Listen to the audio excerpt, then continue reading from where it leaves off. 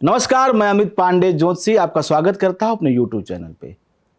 पूर्णिमा यानी चंद्रमा की पूर्ण अवस्था। पूर्णिमा के दिन चंद्रमा ठीक 180 अंश पर होता है।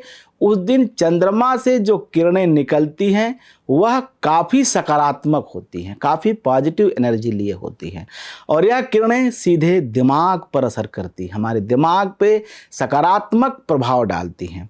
चूंकि चंद्रमा पृथ्वी के सबसे अधिक नज़दीक का एक ग्रह है, इसलिए पृथ्वी पर सबसे अधिक प्रभाव अगर किसी ग्रह का दिखाई देता है तो चंद्रमा का ही दिखाई देता है।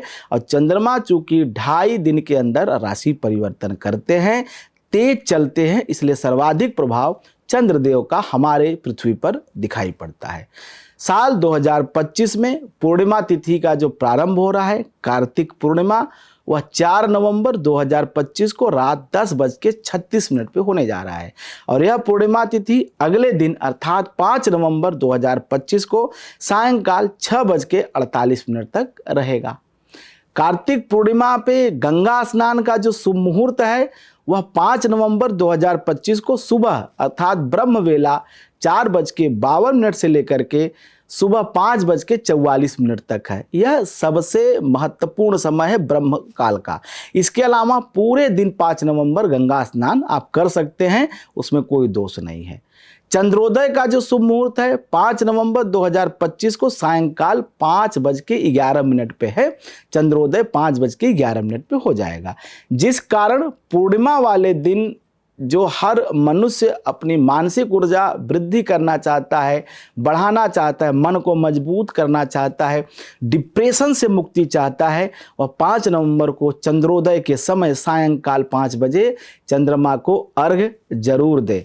जब चंद्रोदय हो जाए चंद्रमा को अर्घ्य दूध से, जल से जरूर अर्पित करे। ऐसा करने से मानसिक शांति होगी, मन मजबूत होगा, तन मजबूत होगा, अर्थ की प्राप्ति होगी। कार्तिक मास के शुक्ल पक्ष की पूर्णिमा कार्तिक पूर्णिमा के नाम से जानी जाती है। यह महादेव जी ने त्रिपुरासुर नामक राक्षस के संहार से जुड़ी हुई तिथि कही जाती है। इसी दिन त्रिपुरासुर राक्षस का वध शिव जी ने किया था। इसे त्रिपुरारी पूर्णिमा इसीलिए कही जाती है। इस दिन यदि कृतिका नक्षत्र हो, हालांकि कृतिका नक्षत्र ही होना चाहिए क्योंकि कार्तिक महीना जब चंद्रमा कृतिका पे जाता है तो कार्तिक होता है, और जब बिल्कुल 0 डिग्री पे जब चंद्रमा और सूर्य 180 डिग्री पे जब एक दूसरे के सामने होते हैं तो इसे महाकार्तिकी कहा जाता है। अर्थात सबसे दिव्य, सबसे शक्तिशाली, सबसे ताकतवर जो कार्तिक पूर्णिमा का जो चंद्रमा का और सूर्य का जो दूरी है, ऐसी महायोग का निर्माण करती है जिसे महाकार्तिकी कहा जाता है। लेकिन शर्त यह है कि चंद्रमा कृतिका नक्षत्र पे, भरणी नक्षत्र में होने पे यह विशेष फल देती है, और रोहिणी नक्षत्र पे अगर चंद्रमा हो तो इसका महत्व कई अधिक गुना बढ़ जाता है। इस दिन संध्या के समय भगवान का मत्स्य अवतार हुआ था। जो श्री हरि विष्णु के 10 अवतार हैं उसमें जो मत्स्य अवतार है, जिसने प्रलय काल में मनु को किनारे लगाया था, वह अवतार मत्स्य अवतार सायंकाल इसी तिथि अर्थात महाकार्तिकी के दिन, कार्तिक पूर्णिमा के दिन हुआ था। कार्तिक पूर्णिमा के दिन गंगा स्नान के बाद दीपदान आदि का बहुत अधिक फल माना जाता है। यह 10 यज्ञों के समान फल देने वाला होता है। कार्तिक पूर्णिमा के दिन गंगा स्नान, दीपदान, अन्य दानों का भी विशेष महत्व रहता है। ब्रह्मा, विष्णु, शिव, अंगिरा और आदित्य ने इस महापुनीत पर्व के नाम से इस पर्व की प्रशंसा की है। इसलिए इसमें गंगा स्नान, दीपदान, होम, यज्ञ तथा उपासना आदि का विशेष महत्व रहा है और ऐसा सभी सनातन धर्मावलंबियों को करना भी चाहिए। कृतिका पर चंद्रमा और विशाखा पर सूर्य हो तो पद्मक नामक योग बनता है, जो पुष्कर में भी दुर्लभ है। अर्थात इस दिन कृतिका पर चंद्रमा हो तो बृहस्पति हो तो यह महापूर्णिमा कहलाती है। यही महापूर्णिमा, यही कार्तिक पूर्णिमा सब प्रकार के सुखों को देने वाली होती है। जब संध्या हो कार्तिक पूर्णिमा का, चंद्रोदय हो जाए तो त्रिपुरोत्सव के लिए दीपदान किया जाता है। वैसे तो पूरे कार्तिक पूर्णिमा में साथ साथ पूरे कार्तिक महीने में दीपदान किया जाता है, लेकिन कार्तिक पूर्णिमा के दिन विशेष रूप से दीपदान करना चाहिए। ऐसा करने से पूर्व जन्मादि किए हुए पापाचरण नष्ट हो जाते हैं, पूर्व के किए हुए सभी अशुभ कर्मों का फल नष्ट हो जाता है। चूँकि इस तिथि में कृतिका में विश्व स्वामी का दर्शन करने से 7 जन्मों के जो भी आपके कर्म हैं वह कहीं न कहीं बुरे कर्मों का फल नहीं मिलता है और व्यक्ति कहीं न कहीं धनवान, अर्थवान और यशोवान होता है। कार्तिक पूर्णिमा का बहुत महत्व बताया गया है। जितना फल मैं आपको कहूँ उतना फल कम है।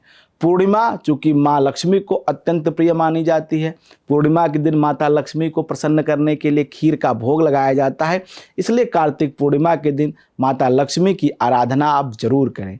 लक्ष्मी की आराधना करने से जैसे दीपावली के दिन महालक्ष्मी प्रसन्न होती है आराधना करने से, वैसे ही कार्तिक पूर्णिमा के दिन आराधना करने से महालक्ष्मी प्रसन्न होती हैं, जीवन में खुशियों की कमी नहीं रहती। पूर्णिमा को प्रातःकाल 5 बजे से 10:30 बजे तक आप महालक्ष्मी को प्रसन्न करने के लिए पीपल के वृक्ष की पूजा करें, क्योंकि वहाँ उनका निवास स्थान होता है। वर्ष में केवल एक दिन कार्तिक पूर्णिमा के दिन, इस दिन जो भी जातक मीठे जल में दूध मिला करके पीपल के पेड़ पे अर्पित करता है, चढ़ाता है, उस पर माँ लक्ष्मी अत्यंत प्रसन्न होती हैं। चूँकि पीपल के वृक्ष में उनकी बड़ी बहन ज्येष्ठा निवास करती हैं, तो माँ लक्ष्मी कार्तिक पूर्णिमा के दिन उनसे मिलने, उनके साथ बात करने, उनका हालचाल लेने कार्तिक पूर्णिमा के दिन आती हैं पीपल के वृक्ष में। कार्तिक पूर्णिमा के दिन गरीबों को चावल दान करने से चंद्र ग्रह की शुभता मिलती है, चंद्रमा मजबूत होता है। अगर आपकी कुंडली में चंद्रमा रोगेश है, आपकी कुंडली में चंद्रमा 6ठे भाव में है, चंद्रमा 12वें भाव में है, तो ऐसे में कार्तिक पूर्णिमा आपके लिए पारस की तरह साबित होगा, अर्थात आपके मनोरथ को सिद्ध करने वाला।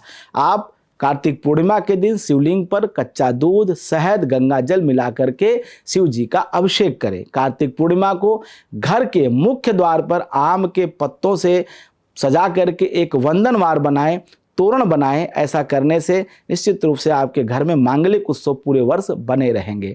वैवाहिक व्यक्ति पूर्णिमा के दिन भूल कर भी कोई भी ऐसे ब्रह्मचर्य का त्याग न करें, क्योंकि यह महालक्ष्मी का बड़ा महत्वपूर्ण और धन देने वाला पर्व है, तिथि है।